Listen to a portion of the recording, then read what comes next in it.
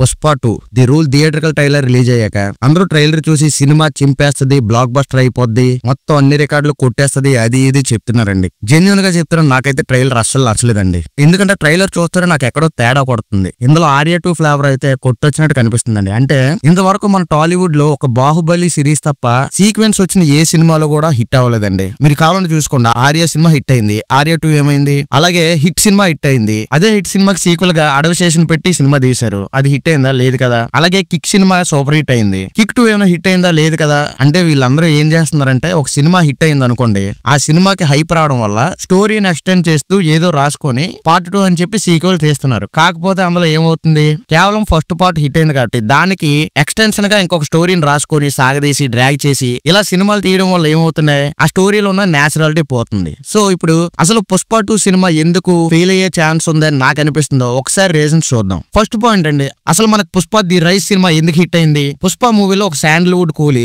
ఒక జీరో నుండి స్టార్ట్ అయ్యి ఒక హీరోగా ఎలా ఎదిగాడు. హీరో అంటే ఐ మీన్ అది ఒక గంధపు చెక్కల స్మగ్లర్ గా ఒక సిండికేట్ ని బిజినెస్ ని రూల్ చేస్తూ ఒక మాఫియాలా తయారై ఆ స్థాయికి ఎదిగాడు. అంటే ఒక సాధారణ మనిషి జీవితాన్ని ఒక జీరో నుంచి హీరోగా ఎదిగిన క్రమం అంతా మనకు చూపించి ఈ మధ్యలో ఎన్ని స్ట్రగుల్స్ దాటాడు, ఎలాంటి ఇబ్బందులు ఫేస్ చేశాడు, అవన్నీ దాటుకొని హీరో ఎలా ఎదిగాడు అని అతని జర్నీని చూపించడం వల్ల మనకి బేసిక్ గా ఎలాంటి స్టోరీలు ఇంట్రెస్ట్ ఉంటాయి. కావాలంటే మీరు ఇలాంటి జోనర్ లో ఇంతకు ముందు వచ్చిన సినిమాలు చూసుకుంటే, మన మహానటి సినిమా చూసుకోండి, అందులో ఒక సావిత్రి గారు ఎలా రేజ్ అయ్యారు అనేది చూపిస్తారు, అలాగే ఎలా ఫాల్ డౌన్ అయ్యారని కూడా చూపిస్తారు. సో ఇలాంటివన్నీ ఇంట్రెస్ట్ ఉంటాయి. అలాగే మీరు లక్కీ భాస్కర్ చూసుకున్నా కూడా ఇంచుమించు అలానే ఉంటుంది. ఒక సాధారణ వ్యక్తి ఎలా అంత గోట్లు సంపాదించడానికి స్టోరీ అయితే మనకి లక్కీ భాస్కర్ లో చూపించారు. సో ఏదైనా సరే ఒక సాధారణ మనిషి రైజ్ అవడం గానీ, లేదా ఒక శిఖరమంత ఎదిగిన వ్యక్తి ఫాల్ డౌన్ అవడం గానీ, అంటే కింద పడడం గానీ చూపించినప్పుడు అలాంటి స్టోరీస్ చూడడానికి జనం ఇంట్రెస్ట్ చూపిస్తారు. కాకపోతే ఇక్కడ పుష్ప 2 లో ఏమైంది, ఆల్రెడీ హీరో ఒక పెద్ద డాన్ అయిపోయాడు, అంటే ఒక గంధపు చెక్కల మాఫియా డాన్ అయిపోయాడు. ఆల్రెడీ రేజ్ అయిపోయిన ఒక మనిషి తాలూకా స్టోరీని చూపిస్తే ఇంక ఇంట్రెస్ట్ ఏముంటుంది? అయినా అక్కడ చేయడానికి కూడా ఏముంటుంది, మహా అయితే స్మగ్లింగ్ చేస్తాడు,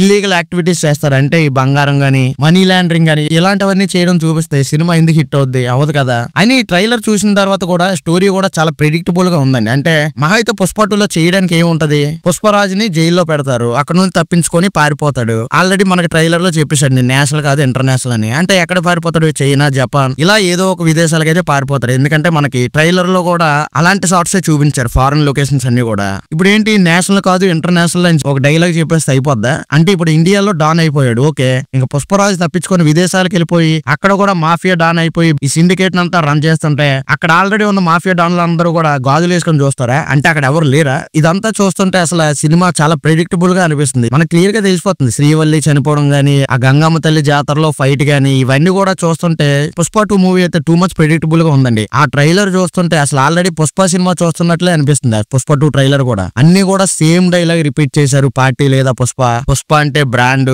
పుష్ప అంటే ఫైర్, ఇవన్నీ కూడా ఆల్రెడీ రిపీటెడ్ సీన్స్ అనిపిస్తున్నాయి. సో అంతేకాకుండా పోలీస్ స్టేషన్ సీన్స్ గానీ, పోలీస్ స్టేషన్ కి వెళ్ళి వార్నింగ్ ఇవ్వడం గానీ, ఇవన్నీ ఆల్రెడీ మనం పుష్ప పార్ట్ 1 లోనే చూసాం. సో పుష్ప 2 లో ఇంకా ఇంట్రెస్టింగ్ గా ఏముంటది అసలు నాకైతే అర్థం అవట్లేదు. ఇక పుష్ప 2 ఫెయిల్ అవబోతుంది అని చెప్పడానికి ఇంకొక ఇండికేషన్ అంటే ఆ బ్యాక్గ్రౌండ్ మ్యూజిక్ అండి. అసలు ఈ సినిమాకి ఫస్ట్ బీజిఎం ఇంకా సాంగ్స్ చేయడానికి డిఎస్పీని తీసుకున్నారు. ఎందుకంటే ఆల్రెడీ మనకు పార్ట్ 1 లో కూడా డిఎస్పీ బీజిఎం ఇంకా సాంగ్స్ చేశాడు. పుష్ప పార్ట్ 1 మూవీకి అయితే డిఎస్పీ అదర కొట్టేశాడు. ఇంకా చెప్పాలంటే సినిమా హిట్ అవడంలో ఆ డిఎస్పీ రోల్ అయితే చాలా క్లియర్ గా ఉంది పార్ట్ 1 లో. కాకపోతే ఇక్కడ పుష్ప 2 ట్రైలర్ మీరు చూసుకుంటే టోటల్ గా పుష్ప పార్ట్ 1 లో బీజిఎం తాలూకు ఎఫెక్ట్ అంతా కూడా మిస్ అయింది. ఇంకోటి ఏంటంటే, మనకు మొన్న రిలీజ్ చేసిన పుష్ప 2 ట్రైలర్ లో అసలు బీజిఎం ఎవరు చేశారు అనేది ఒక బిగ్గెస్ట్ మిస్టరీ అండి. ఎందుకంటే దానికి డిఎస్పీ బీజిఎం చేశారా, లేకపోతే తమన్ చేశారా, లేకపోతే శామ్ సిఎస్ చేశారా అనేది మనకు అసలు తెలియదు. ఎందుకంటే ఈ బీజిఎం విషయంలో చాలా కాంట్రవర్సీ ఉంది. ఆల్రెడీ మనకి డిఎస్పీ మొన్న రిలీజ్ అయిన కొంగో మూవీకి బీజిఎం చేసి చెవుల్లో నుంచి రక్తాలు కూడా తెప్పించాడు. ఎందుకంటే కొంగో మూవీలో బీజిఎం తాలూకు లౌడ్నెస్ ఏ రేంజ్ లో ఉందంటే,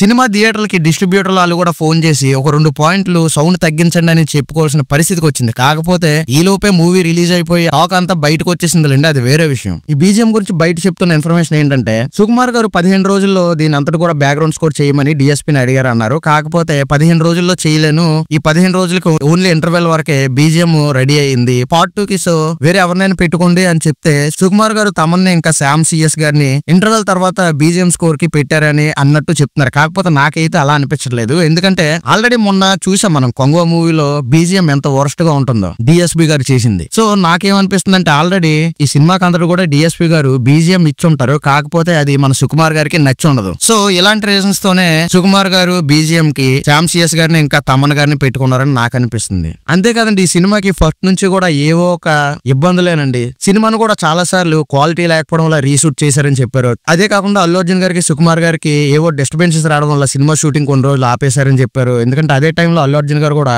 ఫారెన్ టూర్ కూడా వెళ్ళిపోయారు. సో ఇలా ఫస్ట్ నుంచి కూడా ఈ సినిమాకి ఏదో ప్రాబ్లమ్స్ వస్తూనే ఉన్నాయండి. సో ఇలాంటివన్నీ కూడా చూస్తుంటే నాకైతే సినిమా మీద అయితే హోప్స్ లేవండి. అంటే ఫ్యాన్స్ అనొచ్చు ఈ సినిమా ఫెయిల్ అవుతుందని నువ్వెలా చెప్పేస్తావు అని అందరూ అనొచ్చు. కాకపోతే మనం రియాలిటీ మాట్లాడుకోవాలండి. అది ఏ సినిమా హీరో అయినా సరే బాగుంటే బాగుందని చెప్పాలి, లేకపోతే లేదని చెప్పాలి. సో ఈ ట్రైలర్ చూస్తుంటే అయితే నాకైతే పెద్దగా ఏం అనిపించలేదు. ఆల్రెడీ ఇంతకు ముందు చూసిందే మళ్ళీ చూస్తున్నట్టు అనిపించింది. సో ఆ ట్రైలర్ కూడా నేచురల్ గా అనిపించలేదు. ఏవో అక్కడక్కడ సీన్స్ తెచ్చి అతికేసి ఒక స్టోరీకి సంబంధం లేకుండా ఈ సినిమా ఉంటదేమో అనే ఫీలింగ్ అయితే నాకు వచ్చింది. సో ఇది అండి పుష్ప 2 గురించి నాకున్న ఎక్స్పెక్టేషన్. సో ఈ వీడియో మీకు నచ్చితే లైక్ చేసి మన ఛానల్ సబ్స్క్రైబ్ చేయండి.